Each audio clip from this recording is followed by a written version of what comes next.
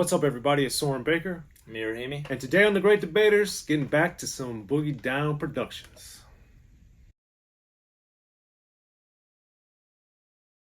All right, Amir, so we're here on The Great Debaters. Been a minute, but we're glad we're back. As always, if you haven't already, please hit that subscribe button. It's right down there and it's free.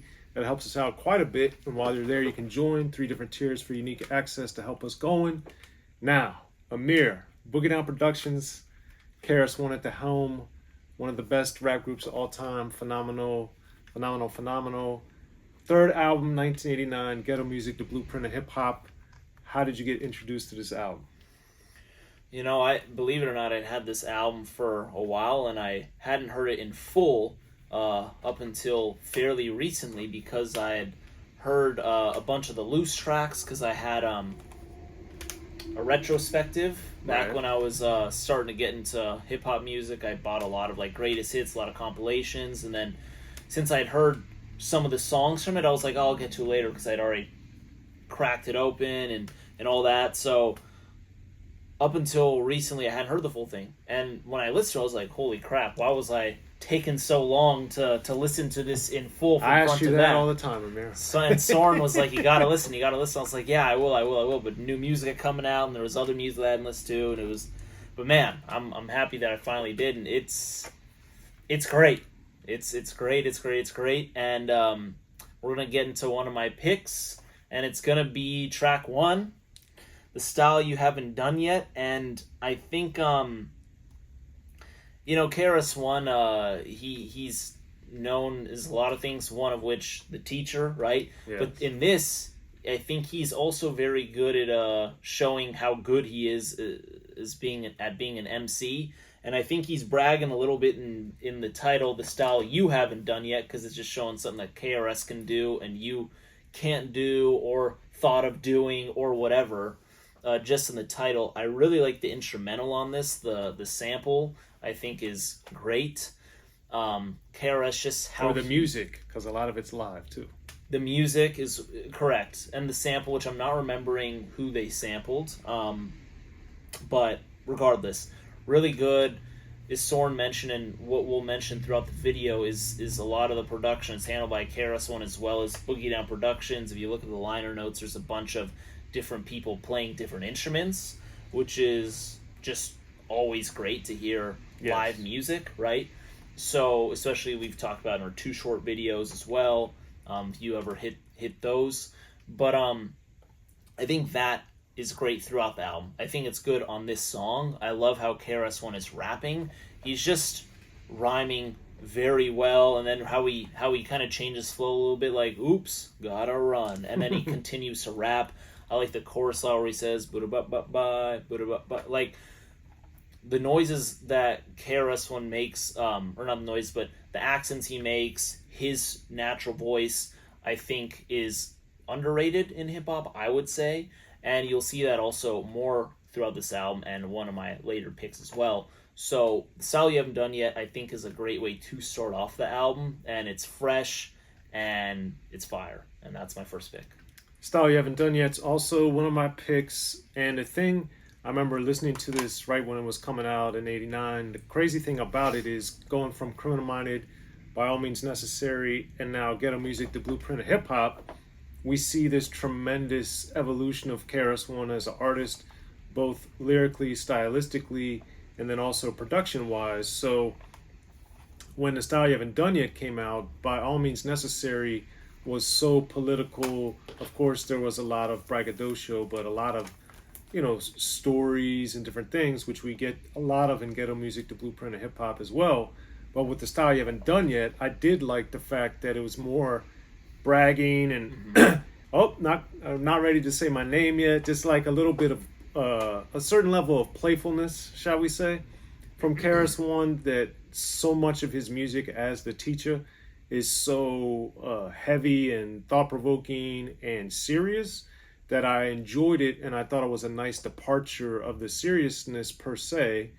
And then we get that, and then I really like the music on it because, as Amir was saying, and as both Amir and I are big fans of, when music is done and done well in rap, live instrumentation in particular, I think it brings an extra heft and an extra layer to it because it's live. You can feel the fact that there are real musicians playing this stuff. You can feel the bass is a little different. It's heavier and it undulates even more than usual. So I think all of that really adds a lot of heft and weight and potency to the songs.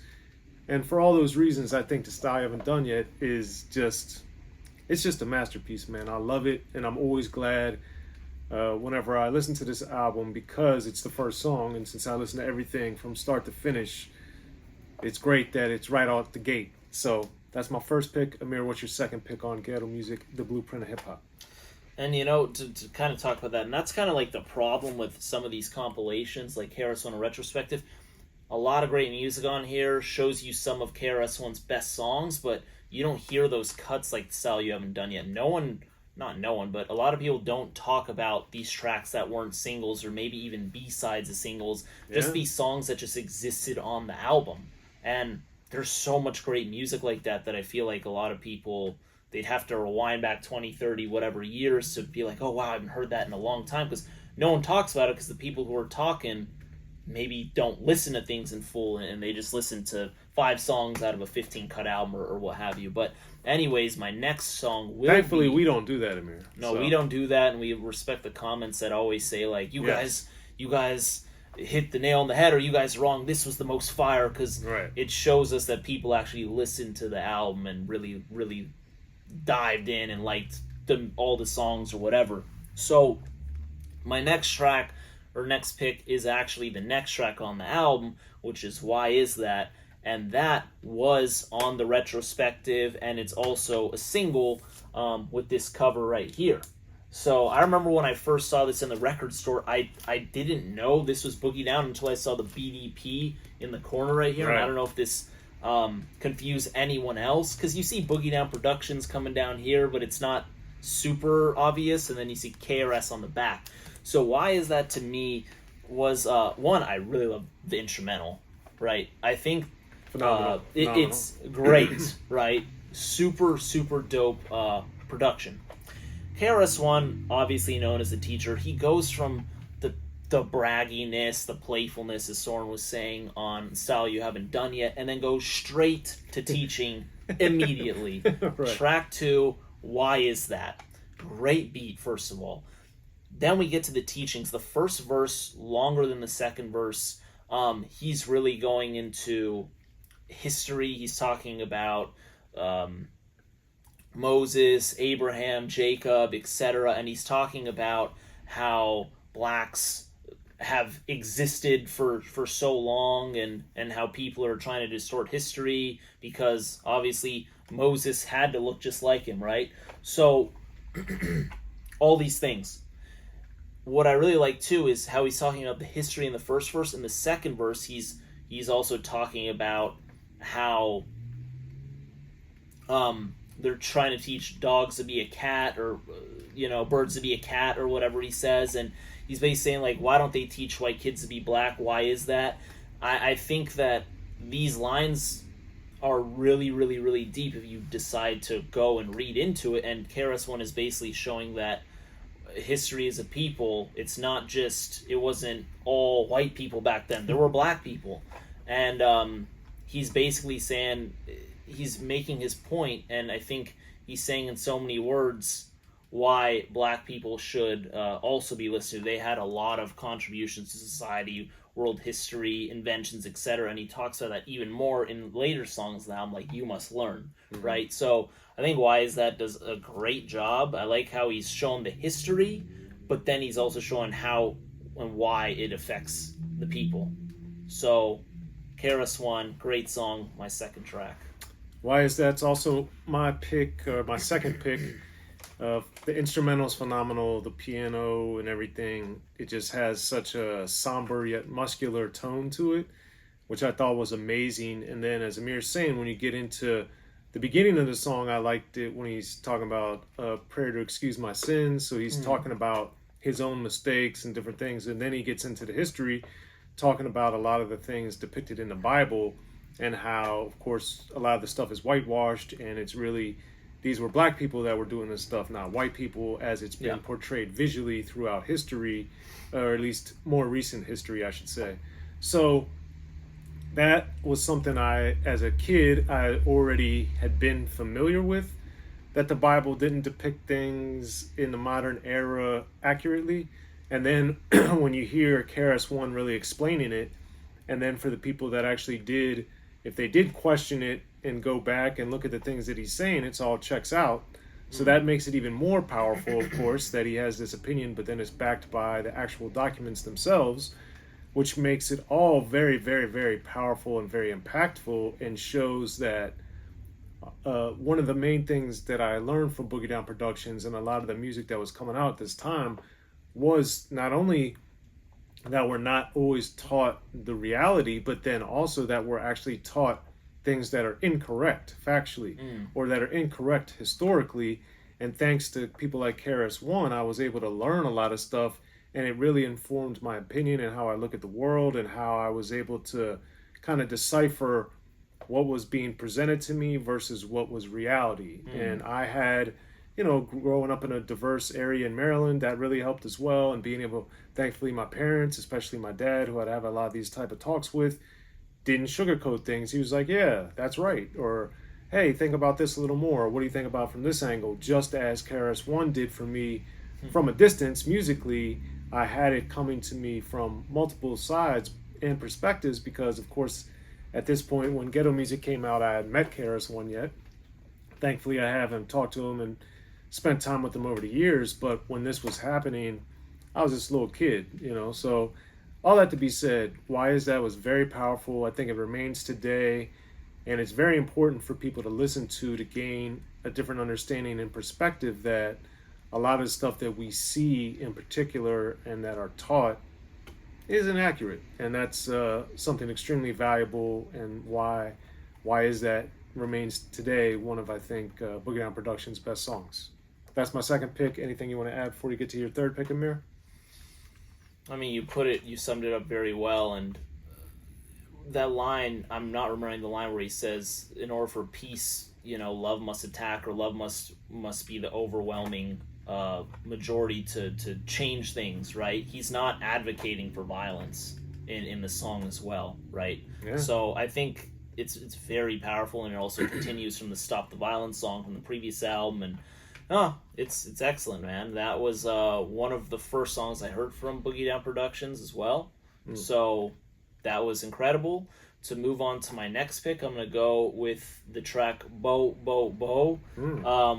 I love this song, man. This is great, great, great song. And when I first heard the beat, I was like, okay, this is kind of a change of tune on the album. It's definitely, it sounds a little more like jolly in the sonics of it. And then also lyrically, however. Yeah, lyrically. So then we get to the actual lyrics. So I thought the intro to the song was just very interesting, the first verse, because KRS-One, it seems like it's a nice day, he's walking around, and then all of a sudden he walks out on the street and a police officer hits him with his car. And then KRS-One gets up, and the police officer is like, instead of saying sorry or whatever, he's basically saying, like, you better watch where you're going. Right. And then KRS-One's like, wait a minute. And then he says, this is also what I love about KRS-One. He knows when to be animated. He says, wait a minute, and that's when he did it. And he's like, he's not just saying it the exact same cadence. He's delivering a song. He is delivering the song, the story, giving emphasis on when certain things are happening. So it's like your ear knows when to listen and focus in a little bit more, which I love that animation, and it's great for storytelling.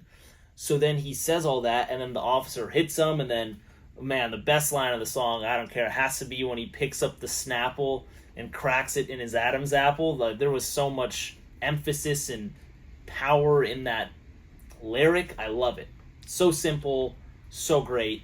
And then KRS-One is on the run at that point, and the story keeps going and going. I'm not going to explain the story, but I really love that story. We get the chorus where he just says, bo, bo, bo. So I love that. Very, very fun. And then he also does pay homage to some of his peers who were out at the time. At the end of the song, or in the last verse of the song, where KRS-One makes his escape, and he goes into a shower with the women, and then, Chuck D and Rakim end up saying how they brought many people here, to escape from either police brutality or what have you. This is their safe space. I thought that was awesome, because he's also shouting out his peers who, those are some of the biggest names in rap at the time, right? Obviously we had other people too, but I thought that was pretty awesome. And they weren't even from the Bronx, because, KRS was all about the Bronx and all that, and he was shouting out people who weren't just from the Bronx, which was awesome. So 2 guys from Long Island, in fact. Exactly. So I thought that was awesome, and it's a great song, and that's my last pick. Bo's not my third pick, but for all the reasons Amir said, I really enjoyed it. And then when I was listening to it back then, I just was like, that's so interesting that he made Chuck D and Rakim characters in this song, in this story. So it was just a great wrinkle that he added to this hopefully totally fictitious endeavor, but I thought it was pretty awesome. Now my third pick is Jack of Spades. Now this song had been out before from the I'm Gonna Get You Sucker soundtrack. Every good hero needs some theme music. KRS-One and Boogie Down Productions provided that. And Jack of Spades, just tells the story of the movie in a way, but also tells just a great story in general about what's happening in rap and in hip-hop culture and urban culture at the time. The production, as is often no coincidence, Boogie Down Productions, but the production on Jack of Spades might be my favorite music on the album. It's just amazing. And since I'm Gonna Get You Sucker came out before Ghetto Music, The Blueprint of Hip Hop, back then I was always wondering if they were going to be putting these songs that came out before especially on the albums. So I was pleasantly surprised it ended up on Ghetto Music, The Blueprint of Hip Hop. But I also thought, even at the time, it didn't seem like it sounded like a lot of the rest of the album, and I'm sure that's because it was recorded a lot earlier, I would imagine.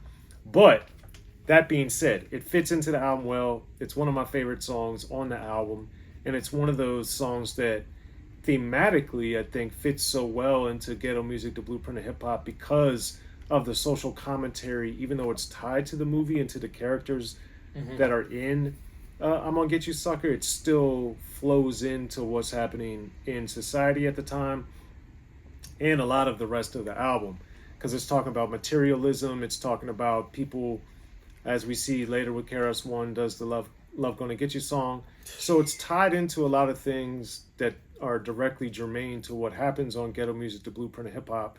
And that's one of the many reasons why this album is so potent and so phenomenal to me. So those are my top 3 picks. You guys got Amir's top 3 picks. As always, hit us in the comment section so we can see what you think here on The Great Debaters, and also hit you back with our response to your response. And while you're down there, please subscribe if you haven't already. Tell a friend so we can get these subscriptions up. Join 3 different tiers, ways you could help us here on Unique Access Entertainment and help us keep growing and get to the #1 spot in the game. I'm Soren Baker. Amir Rahimi. Man, thank you, KRS-One, Boogie Down Productions, for this masterpiece, man. Ghetto Music, The Blueprint of Hip Hop.